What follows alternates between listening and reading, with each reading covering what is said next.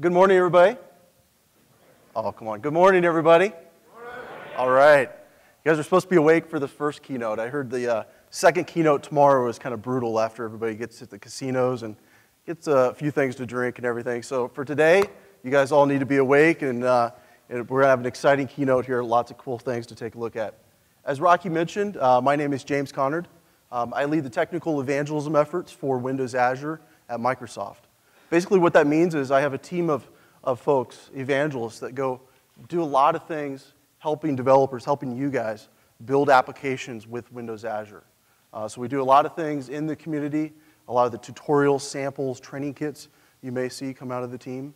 We go and present at a lot of the key conferences and community events, from the tech ed events to build conferences, even some of the local hackathons and dev camps that you may attend. And we also just work very closely with a number of early adopters that are looking at using some of the latest Windows Azure services. So I'm really excited to be here today, fabulous Las Vegas, bright and early this morning, and talk to you about what we've been doing with Windows Azure. In the next hour, what I want to do is take you on a tour of some of the key Windows Azure services and features. Now, for some of you in this room, this may be a really quick introduction to allow you to get grounded and really be effective getting started building Azure apps. I recognize some of you in this room, though, have probably already started building or maybe have released several applications with Windows Azure over the last few years. But you may have noticed that we're on this incredibly fast pace with turning on new capabilities in the cloud. Literally every other week, there's something new that's lighting up within Windows Azure.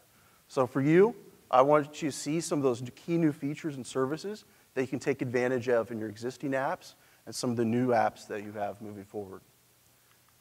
If you haven't heard of Windows Azure, I'll give you a little bit of a high-level background. At a high level, you can really think of Windows Azure as Microsoft's cloud computing platform. What that means is it's really an environment where you can go deploy, run, and scale your applications, a wide variety of applications, as we'll see a little bit later. Over the last year, we've been focused on three core tenets within Windows Azure. The first is to ensure that Windows Azure is really flexible for running just a wide variety of applications and a wide variety of workloads. When Microsoft first introduced Windows Azure, we focused on this concept of platform as a service, providing a set of services that you could really turn on and that abstracted you from having to deal with hardware and networking and the underlying infrastructure. We're continuing to invest in that area, and you're going to see throughout this keynote several demos of how we're enhancing the platform as a service capabilities. But about a year ago, we also introduced our support for infrastructure as a service. What infrastructure as a service provides is the ability to get access to that underlying virtual machine environment, the underlying virtual networks, and more easily move some of the applications you have and give you even more flexibility. This combination of the ability to go combine both high-level platform services and the infrastructure together and compose solutions, we believe provides just an incredible amount of flexibility. We've also been focused on making sure that Windows Azure is very open. It allows you to go run applications that you would create using a variety of different frameworks, and using a variety of different tools, and even a variety of different operating systems, including both Windows and Linux-based distributions. What you're going to see when it comes to flexibility is also, and comes to flexibility and openness, is also the ability for you to utilize open protocols. We've utilized open protocols wherever possible. So for example, our messaging service supports the AMQP protocol, so you can easily interoperate with Java-based clients. Our caching service supports Memcached protocol, so you can not only use the caching service from .NET-based applications, but also from applications you might write in Node or PHP. In fact, all of the services that you see in Windows Azure are exposed through simple, easy-to-consume REST-based APIs. And all of the SDKs that we've created, we've actually open sourced, put out in the community on GitHub, so you can take a look at the source code and maybe even change the source code as you need to for the solutions that you build. Finally, we're continuing to focus on making sure that we can provide a rock-solid platform that you can build your applications on. And with that platform comes an SLA that you can depend on for the managed services that you want to consume. We believe that Azure is really going to be a differentiator. And it's a pretty exciting time to be in this space and start using some of these services. As you get started with Azure, there's a few key concepts to understand.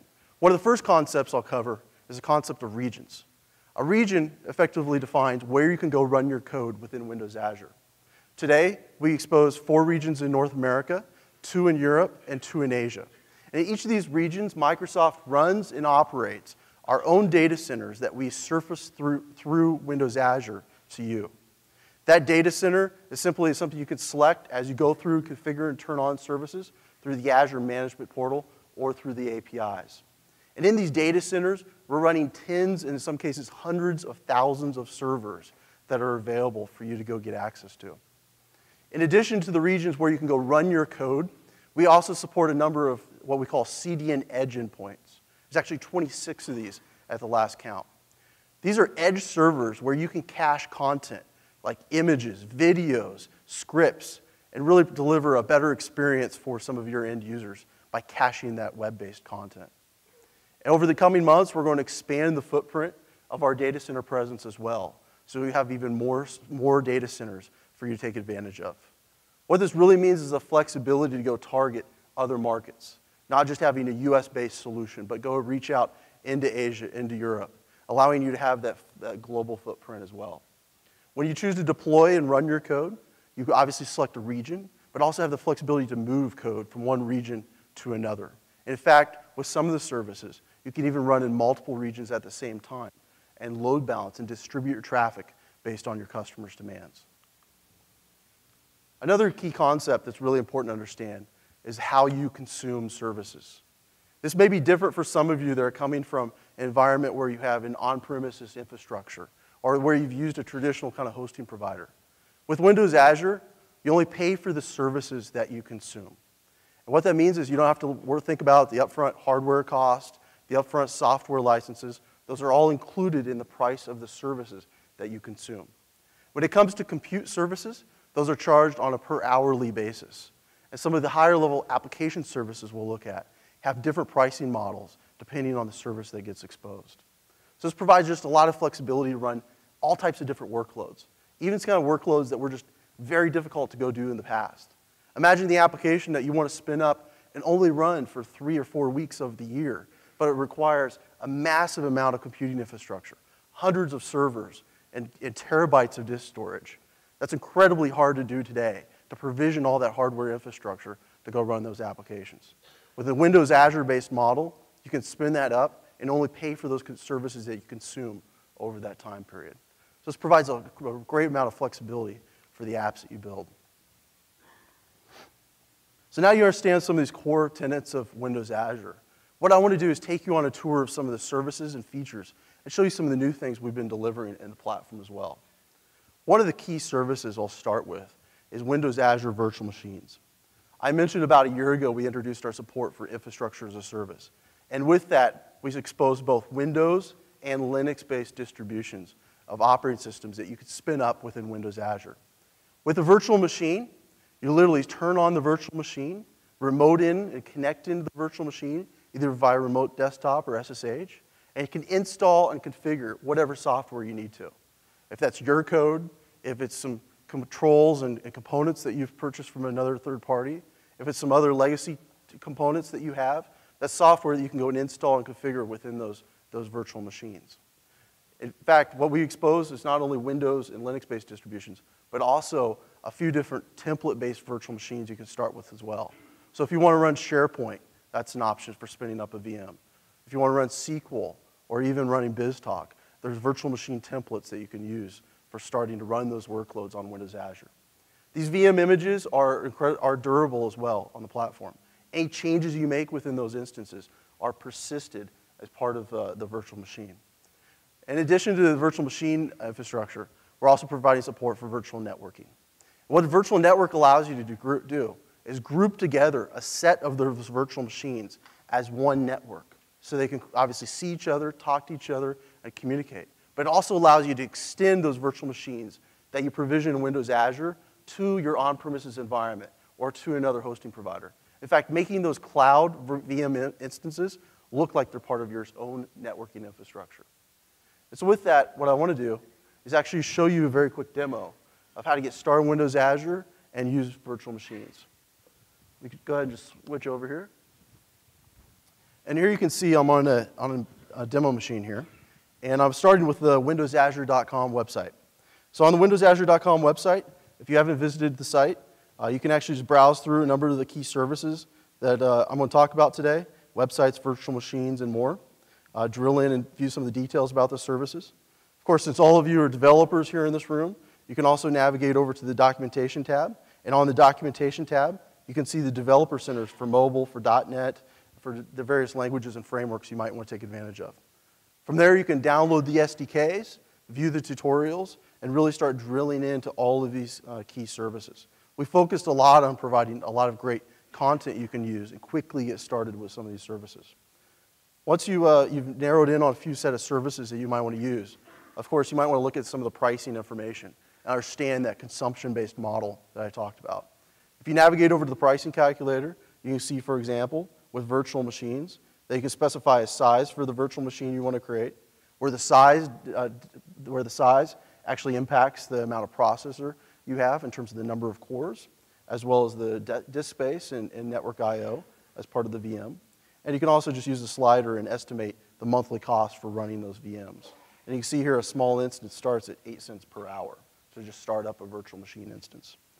Once you've picked some services you want to use, you can get started with the free trial. If you haven't signed up for Windows Azure today, I encourage you to go get started with a free trial, where you can see there's a number of resources and services that are exposed as part of this trial. I imagine many of you in this room are actually MSDN subscribers. So if you go back over here to member offers, you'll notice that MSDN subscribers can get up to $3,700 worth of benefits to Windows Azure as part of your MSDN subscription. So it's definitely something I encourage you to take advantage of. Once you've created a Windows Azure account, you can navigate over to the Azure Management Portal. And so I've already created an account, and I'm logged in here with my Microsoft account. And so I'm browsing over to the Azure Management Portal. Here you can see that from the Azure Management Portal, I have a simple HTML-based experience for managing and accessing all of the Windows Azure services. This web-based experience is something I can use, of course, from Windows, but I can also go use from a variety of other client platforms as well. If I want to access this from an iPad or from a phone, that's something I can also bring up and configure and manage some of these services. You'll notice that as I navigate through each of the services, there's some common menu structure here where I can quickly and easily provision and turn on additional services. Let's go ahead and get started here with virtual machines. With VM, what I want to do here is I'll create a new virtual machine, go down to the new menu, and you see under the compute, the various compute options that are available. I can do a quick create and just provide a DNS name, pick the image that I want to get started with, the size of the VM, enter a password, and just get started provisioning that VM. I can also go into the gallery and see a variety of those virtual machine templates that I described earlier, Windows and Linux-based distributions. I'll go ahead and pick the Windows Server 2012.